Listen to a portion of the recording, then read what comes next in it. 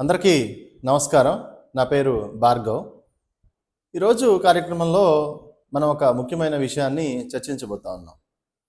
మనకి ఎందుకు విజన్ ఉండాలి అని చర్చిస్తూ అందులో కేస్ స్టడీగా యూసఫ్ మలాలా జాయ్ని మనం తీసుకుందాం. ఇక్కడ మనందరికీ తెలుసు, అతి చిన్న వయసులో సుప్రసిద్ధమైనటువంటి నోబెల్ బహుమతిని ఆమె సంపాదించడం జరిగింది. ఆమె నోబెల్ బహుమతి సంపాదించడానికి దారితీసినటువంటి పరిస్థితులు, ఆమె ఎదుర్కొన్నటువంటి అనేక సంఘటనలు, ఎందుకు అంత చిన్న వయసులోనే ప్రపంచం మొత్తం గుర్తించే స్థాయికి ఆవిడ ఎదిగారు, ప్రపంచంలో అత్యున్నతమైన నోబెల్ పురస్కారాన్ని ఎందుకు ఆమె తీసుకున్నారు, ఆమెకు ఉన్నటువంటి వ్యక్తిగత లక్ష్యం ఏంటి, అది సామాజిక లక్ష్యంగా మారేసరికి ఎంతమందికి ఆదర్శప్రాయంగా నిలిచారు, ఇవన్నీ కూడా మనం చర్చిద్దాం. దాంతోపాటు మన నిత్య జీవితంలో ఒక అంశాన్ని కూడా మనం చర్చిస్తూ ఉంటాం. అందులో భాగంగా ఈ రోజున మనం చర్చించేది బ్యాక్ బైటింగ్. అంటే మన వెనక మనం ఏదైనా వృత్తిలో కానీ, లేకపోతే ఏదైనా ఆఫీస్లో వర్క్ చేస్తున్నా, లేదా చదువుకుంటున్నా, లేదా ఏ రంగంలో ఉన్నా సరే, మన వెనక మన ముందు మంచిగా మాట్లాడుతూ మన వెనక మనల్ని చూసి నవ్వటం కానీ, లేకపోతే మన గురించి తప్పుగా మాట్లాడడం కానీ, మనల్ని తక్కువ చేసి మాట్లాడడం కానీ, హేళనగా మాట్లాడడం కానీ, ఇవన్నీ చేస్తూ ఉంటారు. సో ఇలాంటి టాక్సిక్ పీపుల్ని మనం ఏ విధంగా ఎదుర్కోవాలి అనే అంశాల మీద మనం ఈరోజు చర్చిద్దాం. వాస్తవానికి మన నిత్య జీవితంలో మనకంటూ వ్యక్తిగత లక్ష్యం అనేది ఒకటి ఉండాలి. సో ఎన్నో వీడియోల్లో మనం చెప్పుకుంటూ ఉన్నాం, వ్యక్తిగత లక్ష్యం అంటే మనకున్నటువంటి నిర్దేశించినటువంటి పని. ఏం పని అంటే, మనం చదువుకుంటాం, చదువుకున్న తర్వాత చదువుకున్న రంగాలను బట్టి మనం వృత్తిని ఎంచుకుంటాం, లేదా కొంతమంది వ్యాపారాల్లోకి వెళ్తారు. ఏది అయినా సరే జీవితంలో మనం ఆర్జించిన జ్ఞానాన్ని కొంత మనీగా కన్వర్ట్ చేయడం, తద్వారా వ్యక్తిగతంగా జీవితంలో సక్సెస్ అవటం. అంటే జ్ఞానాన్ని ఎప్పుడైతే కొంత మనీగా కన్వర్ట్ చేస్తామో, ఆ మనీగా కన్వర్ట్ చేసిన దాన్ని మన కుటుంబ అవసరాలకు కానీ, మన కుటుంబ ఉన్నతికి కానీ మారుస్తామో, అప్పుడు మన వ్యక్తిగత జీవితంలో సక్సెస్ అయినట్టు.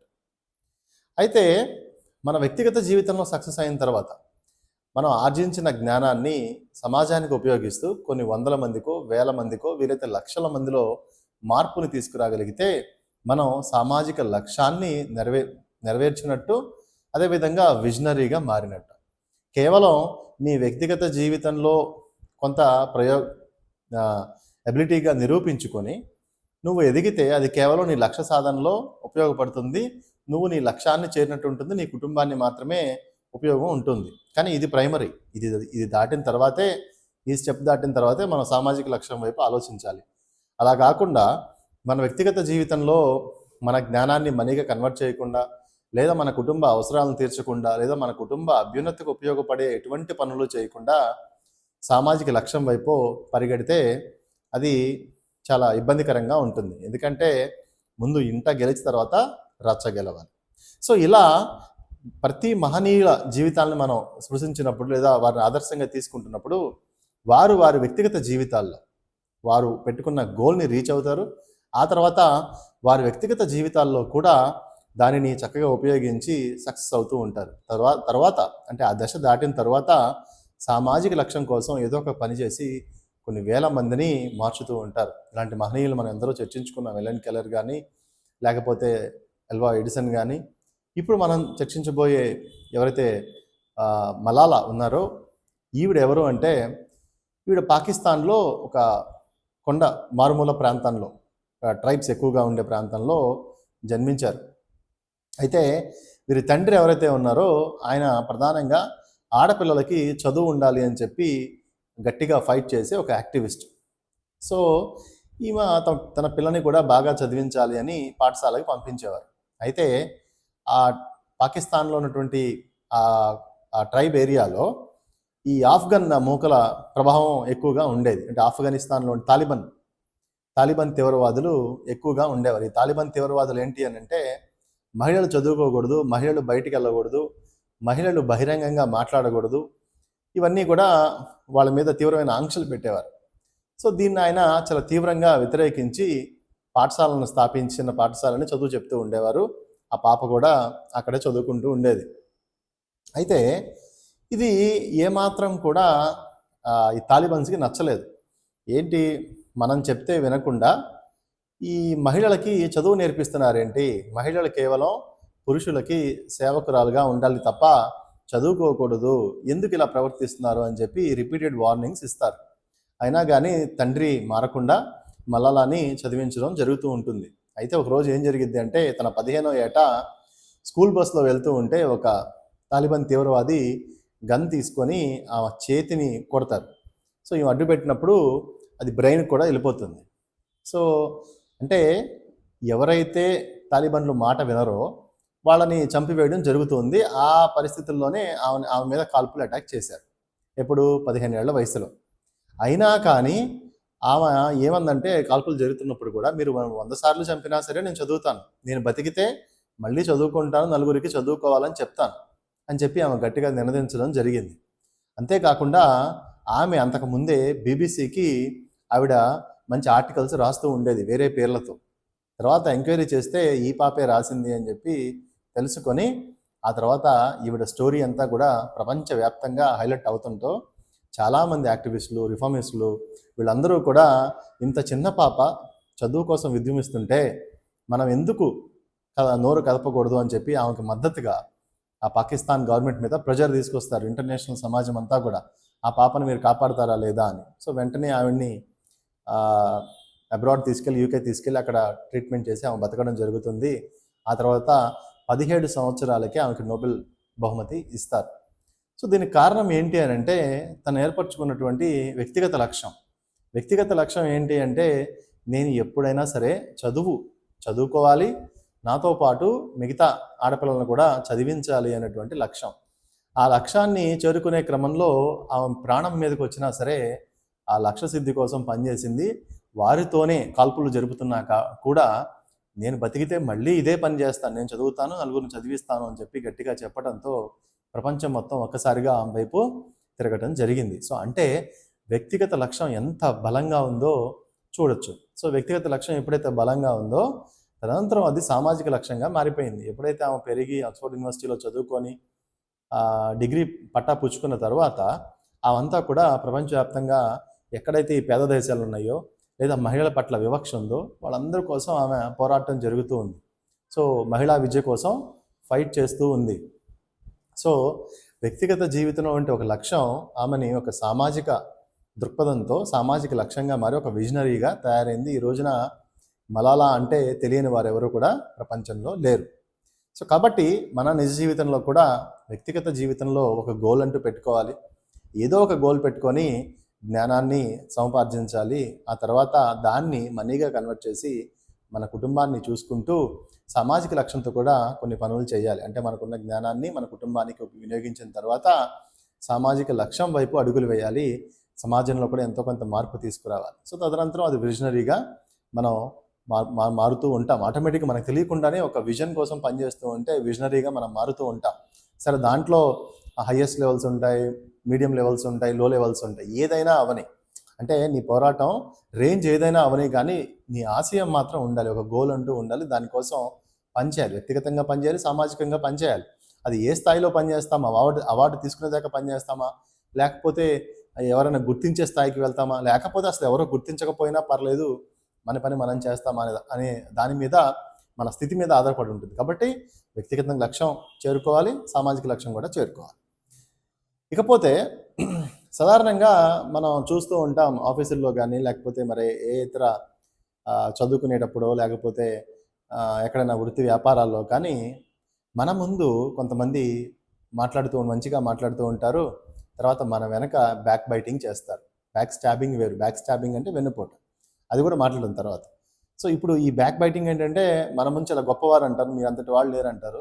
తర్వాత వెనకెళ్ళి నవ్వుకుంటామో, నలుగురిని కూడదీసి మన గురించి చెడుగా మాట్లాడడం చేస్తూ ఉంటారు. సో అందులో ఎవడో ఒకడు వచ్చి మనకు చెప్తే మనం చాలా కోపంతో వారి మీదకి వెళ్ళి అడగటం, అది కాస్త పెద్ద గొడవలాగా మారటం, ఆ గొడవలు కాస్త ఇంకా కొంచెం కుటుంబాల మధ్యకి వెళ్తే కుటుంబ గొడవలుగా మారటం, ఇదంతా జరుగుతూ ఉంటాయి.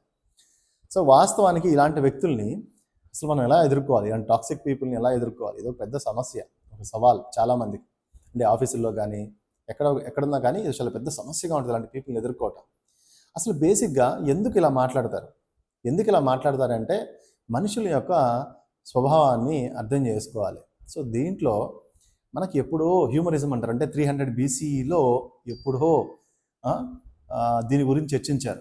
సో గ్యాలన్ అనే ఒక సైంటిస్ట్, చాలా మీరు నెట్లో కూడా చూడండి, ఈయన ఏం చెప్తాడంటే ముందు అసలు ఒక మనిషిని అర్థం చేసుకోవాలి అని అంటే ఈయన ప్రకారం, గ్యాలన్ హ్యూమరిజం ప్రకారం ఒక మనిషిని స్వాభావికంగా మనం అర్థం చేసుకోవాలంటే 5 ఎలిమెంట్స్ని మనం అర్థం చేసుకోవాలి. అంటే 5 ఎలిమెంట్స్ అంటే ఏంటి? పంచభూతాలు, గాలి, నీరు, నిప్పు, వాయువు, ఇలా ఈ పంచభూతాలు ఏమైతే ఉన్నాయో, ఆకాశం, ఇవన్నీ పంచభూతాలు ఏమైతే ఉన్నాయో ఇవే మన బాడీలో ఉంటాయి. సో ఎందుకంటే మనం వాటర్ తాగుతాం, ఈ భూమి మీద ఉన్నాం, భూమిలో పుట్టాం, భూమిలో చనిపోతాం. సో ఈ పంచభూతాలే మనలో ఉంటాయి. అందుకనే కదా నువ్వెవరు అని క్వశ్చన్ అడిగితే, ఇప్పుడు నేను భార్గవ్ని ఫిజికల్గా, కానీ నేను గాలిలో కలిస్తే గాలిని, మట్టిలో కలిస్తే మట్టిని, అదేవిధంగా మంటలో కలిస్తే మంటని, సో బూడిదైపోతే ఆకాశంలో కలిస్తే ఆకాశాన్ని. సో మనం ఎవరు అని ఎగ్జిస్టెన్స్ అంటే పంచభూతాలే, మళ్ళీ చివరికి మిగిలేదు. సో ఈ గ్యాలన్ ఏమంటారంటే ఒక మనిషి యొక్క సామాజిక వ్యక్తిగత స్వభావాన్ని ముందు అంచనా వేయాలి, ఆ తర్వాత సామాజిక స్వభావాన్ని అంచనా వేయచ్చు. సో ఈ 5 ఎలిమెంట్స్లో ఏదో ఒక మనిషి ఫిట్ అవుతూ ఉంటాడు. అంటే ఫైర్ ఎలిమెంట్ ఉంటే వాడు చాలా అగ్రెసివ్గా ఉంటాడు, లేకపోతే వాటర్ ఎలిమెంట్ ఉంటే చాలా స్లో అండ్ ఫాస్ట్గా బిహేవ్ చేయడం. ఇట్లా ఈ 5 ఎలిమెంట్స్లో ఏదో ఒక రూపంలో మనిషి ఉంటాడు. సాధారణంగా ఈ బ్యాక్ బైటింగ్ పీపుల్ ఏంటంటే ఈ 5 ఎలిమెంట్స్తో కూడి ఉంటారు. ఎలా అంటే వాళ్ళకి అవకాశం ఉన్నప్పుడు చాలా ఫైర్గా లెగుస్తూ ఉంటారు, వాళ్ళకి పరిస్థితులు అనుకూలించకపోతే చాలా సైలెంట్ అయిపోతూ ఉంటారు. ఇప్పుడు ఈ బ్యాక్ బైటింగ్ చేసే క్రమంలో కూడా నలుగురితో కలిసినప్పుడు చాలా ఫైర్గా లెగుస్తూ ఉంటారు. సో ఈ నలుగురు విడిపోయిన తర్వాత చాలా డల్ అయిపోతూ ఉంటారు. ఓకే, ఈయన చెప్పిన దాని ప్రకారం ఈ మనుషులు ఏ ఎలిమెంట్స్లో ఉంటారు అనేది మనం అర్థం చేసుకున్నాం. అసలు ఇప్పుడు మామూలుగా ఇప్పుడు ఏంటంటే ఈ ఈ బ్యాక్ బైటింగ్ పీపుల్ స్వభావం, వ్యక్తిగత స్వభావం ఎలా ఉంటుందో చూద్దాం. సాధారణంగా వీళ్ళు ఏంటంటే ఇప్పుడు ఆఫీస్లో ఉన్నారనుకోండి, ఒక నలుగురిలో ఒకళ్ళు ఇలా ఉన్నారు. సో వాళ్ళు మనల్ని టార్గెట్ చేస్తూ ఉన్నారనుకో, వీడు ఎలా ఉంటాడు అంటే వీడికి ఇన్సెక్యూరిటీ ఉంటుంది. అంటే ఎదుటి వాళ్ళని చూసి ఇన్సెక్యూరిటీ, తట్టుకోలేని స్థితి ఉంటుందన్నమాట. అంటే అతనికి ఇప్పుడు ఆఫీస్లో తనకంటే ఎవరైనా అందంగా ఉన్నా, లేదు బాగా తెలివితేటలు కలిగి ఉన్నా, లేకపోతే వర్క్లో చాలా ఎఫకసి, సమర్థత ఉన్నా, ఇవన్నీ కూడా వాడికి నచ్చవు. కానీ ధైర్యంగా ఎదిరించే స్థితి లేదు. అంటే జ్ఞానంతో పోటీ పడలేడు, అందంలో పోటీ పడలేడు, చదువులో పోటీ పడలేడు, లేకపోతే ఆఫీస్ వర్క్లో పోటీ పడలేడు. కాబట్టి వీడేం చేస్తాడు? సో ఆ మనిషి మీద ఈర్ష్యా ద్వేషం పెంచుకొని ఏం చేస్తూ ఉంటాడు? నలుగురిని పోగేస్తూ ఉంటాడు. సమాజంలో మనకు 10% సమర్థత కలిగిన వాళ్ళు ఉంటారు, 90% మంది ఇలాంటి వాళ్ళే ఉంటారు. సో ఈ 90% మంది ఈజీగా దొరుకుతారు కదా ఆఫీస్లో కూడా. ఖచ్చితంగా ఏం చేస్తాడంటే వీడితో పాటు ఒక ముగ్గురిని కూడా తీస్తాడు. సో కూడా తీసి అతని మీద టార్గెటింగ్గా మాట్లాడుతూ ఉంటారు. చూడు అతను అలా చేస్తున్నాడు, బాస్ దగ్గర ఎలా ఉంటున్నాడు, ఈ ముగ్గురిని కూడా రెచ్చగొట్టేటట్టు మాట్లాడుతూ ఉంటారు. సో మన వెనక వచ్చేపాటికే మనతో ఏదైనా అవసరం ఉంటే మాత్రం వచ్చి నువ్వు చాలా గొప్పవాడివి, దేవుడివి, నాకు ఈ పని చేసి పెట్టు, ఈ వర్క్ చేసి పెట్టు అంటారు. సో ఇలాంటి మాటలు మనకు విన్నప్పుడు, మనకు అర్థమైనప్పుడు దాన్ని ఎలా కౌంటర్ చేయాలి అని అంటే ఫస్ట్ మనం కౌంటర్ చేయడానికి ఒక ఆయుధం ఏంటంటే సైలెన్స్. ఎందుకంటే silence is the biggest weapon for ever. ఇందులో ఏమాత్రం సందేహం లేదు. సైలెన్స్ అనేది ఎప్పుడు చాలా పవర్ఫుల్ వెపన్ అది. సో ముందు సైలెంట్గా అసలు వీళ్ళు ఎందుకు ఇలా ప్రవర్తిస్తున్నాడు అనేది మనం ఆలోచించి ఇతని థింకింగ్ ప్యాటర్న్, అంటే ఏ సందర్భాల్లో ప్రవర్తిస్తున్నాడు, నలుగురితో కూడినప్పుడు ఇంకొంచెం ఎక్కువగా ప్రవర్తిస్తూ ఉన్నాడు. సో అంటే ఇతను నలుగురితో ముగ్గురితో కలిసినప్పుడు జాయింట్గా ఒక పవర్ఫుల్గా మారుతూ ఉన్నాడు. కాబట్టి ముందు ఆ జాయింట్ని విడదీయాలి. సో విడదీసే క్రమంలో నువ్వు నీ బాస్ సహాయం అన్నా తీసుకోవచ్చు, నీ స్నేహితుల సహాయం అన్నా తీసుకోవచ్చు. సో అంటే అది తెలివితేటలను బట్టి ఆ నలుగురిని డిసెంగేజ్ చేయాలి. సో డిసెంగేజ్ చేసినప్పుడు ఆటోమేటిక్గా యూనిటీ దెబ్బతింటుంది. ఆ ముగ్గురిలో ఒకటి తగ్గిపోయినా, ఇద్దరు తగ్గిపోయినా అతని మానసిక స్థితి మారుతుంది. సో ముందు మనం టార్గెట్ అతని మీద కాకుండా సైలెంట్గా, అతని విషయంలో సైలెంట్గా ఉంటూ, అతను ఏం చెప్పినా సైలెంట్గానే ఉంటూ ఇతని నుంచి ఈ ముగ్గురిని బయటికి లాగాలి. సో బయటికి లాగినప్పుడు ఖచ్చితంగా డిసెంగేజ్ అవుతాడు, అప్పుడు ఎలోన్గా ఉంటాడు. సో ఎలోన్గా ఉన్నప్పుడు మన వర్క్ మీద, మన హై అండ్ వర్క్, మనం ఎప్పుడైతే మన ఆఫీస్లో కానీ చదువుల్లో కానీ మనం ఫోకస్డ్గా పనిచేస్తూ మనం చాలా గతం కంటే ఎక్కువ పనిచేయాలి. ఎక్కువ పనిచేస్తే ఇప్పుడు ఆఫీస్లో కానీ, స్కూల్స్లో కానీ, కాలేజీల్లో కానీ, యూనివర్సిటీలో కానీ మీ చుట్టూ ఉండే చోట్ల మీ మీద ఆధారపడే ఆఫీస్ నడుస్తూ ఉంటుంది. ఆ స్థాయికి వెళ్ళిపోవాలి. ఎప్పుడైతే మీ మీదే పడే ఆఫీస్ నడిచే స్థాయికి వెళ్ళినప్పుడు ఆటోమేటిక్గా మీ మాటకు బలం పెరుగుతుంది. సో ఆటోమేటిక్గా ఇదిగోండి ఇట్లా ఈ పరిస్థితి ఉంది అని మీరు చెప్పినా ఖచ్చితంగా బాస్ అతని మీద చర్యలు తీసుకుంటాడు. లేకపోతే నువ్వు ఉంటే ఉండు, లేకపోతే వెళ్ళిపో అంటాడు. ఎందుకని? నీలో సమర్థత ఉంది, అతను నువ్వు డిసెంగేజ్ చేసావు. ఎందుకంటే ముగ్గురు కలిస్తే వాయిస్ ఉంటుంది. ఖచ్చితంగా నువ్వు ఎంత సమర్థుడైనా ఆఫీస్లో ఈ ముగ్గురు ప్లస్ అతను నలుగురు కలిస్తే ఖచ్చితంగా నలుగురు స్టాఫ్ బయటికి వెళ్ళనివ్వరు కదా. సో ఆటోమేటిక్గా నువ్వు ఇబ్బందుల్లో పడతావు. కాబట్టి వాళ్ళ మధ్య డిసెంగేజ్ తీసుకురావాలి. ఎప్పుడైతే సింగిల్గా కార్నర్ అవుతారో ఆటోమేటిక్గా అప్పుడు బాస్ కూడా కంపేర్ చేస్తాడు. బాస్ కావాల్సింది ఏంటి? పని. నువ్వు ఉంటే పని, నీ ద్వారా డబ్బులు, అంతే కదా వాడు ఆశించేది ఫర్మ్స్. కానీ అప్పుడు ఏంటంటే వాడు ఖచ్చితంగా నిన్ను అతని ఎవాల్యుయేట్ చేస్తాడు. చేసినప్పుడు ఇతను సమర్థ లేకపోగా ఇలా గొడవలు పెడతా ఉన్నాడు, ఇతనేమో మంచి సమర్థుడు, ఆఫీస్ మొత్తం అతని చేతుల మీద రన్ అవుతూ ఉంది అని చెప్పి ఖచ్చితంగా మీకు ప్రయారిటీ ఇచ్చి అతను పంపిస్తారు, లేకపోతే బుద్ధి చెప్తారు. కాబట్టి ఎప్పుడైనా సరే మనం ఫిజికల్గా, మెంటల్గా స్ట్రాంగ్గా ఉండు, మన పనిలో, మన ఆఫీస్లో, మన వర్క్ మీద ఎఫికసీ పెంచుకోవడంతో పాటు ఇలాంటి టాక్సిక్ పీపుల్ ఉన్నప్పుడు వాళ్ళకి సపోర్ట్ చేసే పీపుల్ని ముందు వాళ్ళ నుంచి దూరం చేయాలి, డిసెంగేజ్ చేయాలి, ఆ పని చేయాలి. సో దానికి తగిన ప్లాన్స్ వేసుకోవాలి. ఎందుకంటే అంతర్గత పోరాటం కూడా చాలా ముఖ్యం. అది పార్టీలు, రాజకీయ పార్టీలోనైనా లేకపోతే వ్యక్తిగతంగానైనా ఎక్కడన్నా కానీ అంతర్గత పోరాటం అంటారు, ఇది ఇంటర్నల్ స్ట్రగుల్ అంటారు. ఇవి ప్రతి చోట ఉంటుంది. ఈ అంతర్గత పోరాటంలో ఫిట్ అవ్వలేకే చాలామంది మేధావులు బయటకు వచ్చేస్తూ ఉంటారు. చాలా పెద్ద మేధావి అయినా సరే మనుషులను డీల్ చేయడం రాక, ఇంటర్నల్ స్ట్రగుల్ని, అంతర్గత పోరాటాన్ని గుర్తించలేక, ఆ ప్రెషర్ని తట్టుకోలేక చాలామంది బయటికి వెళ్ళిపోతూ ఉంటారు. ఏమీ పనికిరానోడు, సబ్జెక్ట్ లేనోడు ఈ ఇంటర్నల్ స్ట్రగుల్లో పట్టు సాధిస్తూ ఉంటాడు. సో వాళ్ళ ఆఫీస్లో మనుగడ సాధిస్తూ ఉంటాడు. సో ఇలా పీపుల్ని మేనేజ్ చేస్తూ. సో ఎప్పుడైతే అందుకనే నువ్వు నీ సబ్జెక్ట్తో పాటు మనుషుల్ని మేనేజ్ చేయడం, మనుషుల్ని ఇంటర్నల్ స్ట్రగుల్, అంతర్గత పోరాటంలో విజయం సాధించాలి. సో ఇట్లాగా నీ వర్క్ని, నీ ఎబిలిటీని పెంచుకోవాలి. 2, ఇతనికి సపోర్ట్ చేసే పీపుల్ని అతని నుంచి దూరం చేయాలి. అతన్ని ఒంటరి వాడిని చేసి అప్పుడు ఆఫీస్లో మీ బాస్ దగ్గర ఇగో ఇలా పరిస్థితి ఉందని చెప్తే డెఫినెట్గా 1-to-1 ఎవాల్యుయేట్ చేస్తారు. 1-to-1 ఎవాల్యుయేట్ చేసినప్పుడు ఖచ్చితంగా అతనే బయటికి వెళ్ళిపోతాడు. సో ఇలా మనం ఒక్కొక్క ట్రికీ సిచ్యువేషన్ నుంచి మనం బయటపడాలి. ఈ అంతర్గత పోరాటాన్ని మనం అర్థం చేసుకొని నిలబడాలి. ఎమోషనల్గా బ్యాలెన్స్డ్గా ఉండాలి. అప్పుడే మన జీవితంలో ఎదుగుతూ ఉంటాం. ఎందుకంటే మన నిత్య జీవితంలో ఎప్పుడు మన కాంపిటీటర్స్ ఎప్పుడు మనం తొక్కాలని చూస్తూ ఉంటారు. ఇది ఒక మార్కెట్ ప్రపంచం. ఈ ప్రపంచంలో ఇంటర్నల్ పోరాటం, అంతర్గత పోరాటం చేయలేకపోతే నువ్వేమీ సాధించలేవు. నీ వర్క్, నీ సమర్థత, నీ జ్ఞానం ఎంత ఇంపార్టెంటో ఇంకొక మనిషితో పోరాట పటిమ కూడా అంతే ఇంపార్టెంట్. అది లేనప్పుడు నువ్వు ఫెయిల్ అవుతావు. సో ఇది ఈరోజు టాపిక్ కంప్లీట్గా. మరొక మంచి టాపిక్తో మళ్ళీ కలుసుకుందాం. అంతవరకు సెలవు. నమస్కారం.